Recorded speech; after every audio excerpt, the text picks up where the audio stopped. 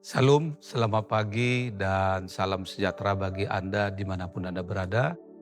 Tidak lupa juga kami mengucapkan selamat ulang tahun bagi Anda yang merayakan ulang tahun kelahiran dan juga ulang tahun pernikahan. Kiranya Tuhan selalu memberkati hidupmu dan rumah tanggamu. Kami juga tidak lupa berdoa bagi Bapak, Ibu, Saudara-saudari yang hingga saat ini masih terbaring lemah di tempat tidur di rumah sakit maupun di rumah Anda. Kiranya doa kita dijawab, Bapak Ibu sekalian mendapatkan kesembuhan untuk dapat kembali beraktivitas di dalam satu hari ini. Sebelum kita memulai aktivitas dalam satu hari ini, mari kita terlebih dahulu mendengarkan firman Tuhan. Firman Tuhan untuk kita saat ini diambil dari kitab Ulangan pasal 31 ayat 6. Beginilah dikatakan firman-Nya. Kuatkan dan teguhkanlah hatimu. Janganlah takut dan janganlah gentar karena mereka, sebab Tuhan Allahmu dialah yang berjalan menyertai kamu. Ia tidak akan mengabaikan kamu dan tidak akan meninggalkan kamu. Demikian firman Tuhan.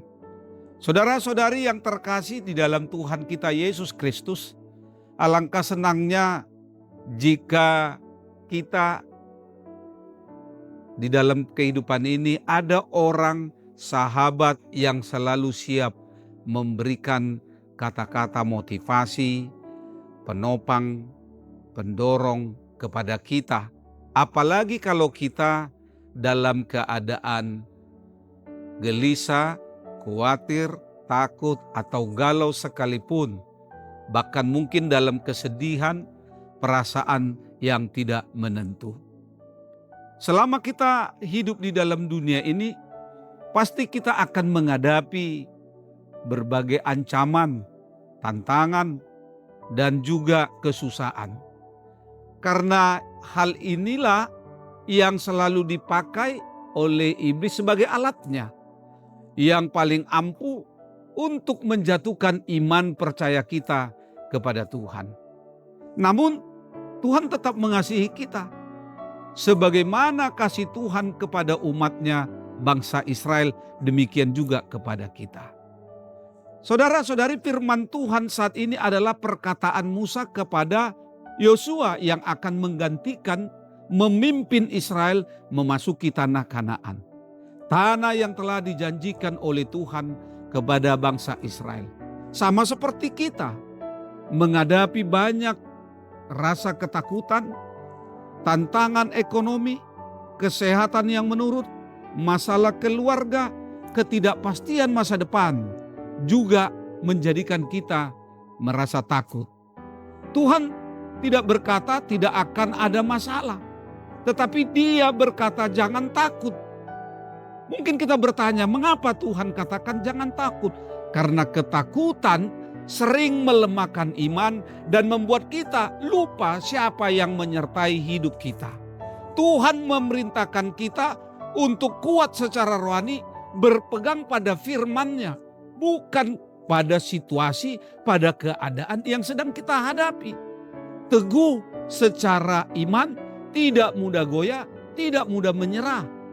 Kekuatan ini bukan berasal dari dalam diri kita sendiri, tetapi dari keyakinan bahwa Tuhan yang Maha Kuasa dan setia dan selalu bekerja, menyertai dan memberikan kekuatan kepada kita. Penyertaan Tuhan memperlihatkan bahwa umat Tuhan tidak pernah sendiri dalam perjuangan hidup, tetapi Allah selalu hadir di dalam bahkan bersama-sama kehidupan kita. Sebelum Yesus naik ke surga, Dia memberikan satu jaminan kepada kita. Dia katakan, aku akan menyertai kamu setiap saat hingga akhir zaman. Oleh karena itu jangan ada takut dan rasa gentar, tetapi yakinlah Tuhan Allah berjalan menyertai kita. Saudara-saudari yang terkasih, ketika kita berjalan di dalam kegelapan, tentu kita harus memiliki lampu penerang supaya kita tidak tersandung atau terjatuh. Demikianlah dalam hidup rohani kita, bahwa kita berjalan dalam bahaya dan ancaman, tentu kita harus memiliki penuntun dan pegangan iman kita. Dalam kondisi yang sedemikian, tidak perlu takut dan gentar, sebab Tuhanlah yang berjalan menyertai kita, yang berjalan bersama-sama kita, dan Dia tidak akan meninggalkan kita. Itu sebabnya Musa berkata, kuatkan dan teguhkanlah imanmu, jangan takut dan gemetar. Aku sekali-kali tidak akan membiarkan engkau, dan aku sekali-kali tidak akan meninggalkan engkau. Demikian yang dikatakan di dalam Ibrani 13 ayat 5. Karena itu saudara-saudari, ketika melakukan aktivitas satu hari ini, jangan takut dan jangan gentar. Tuhan besertamu. Selamat beraktivitas, Tuhan Yesus memberkati. Shalom.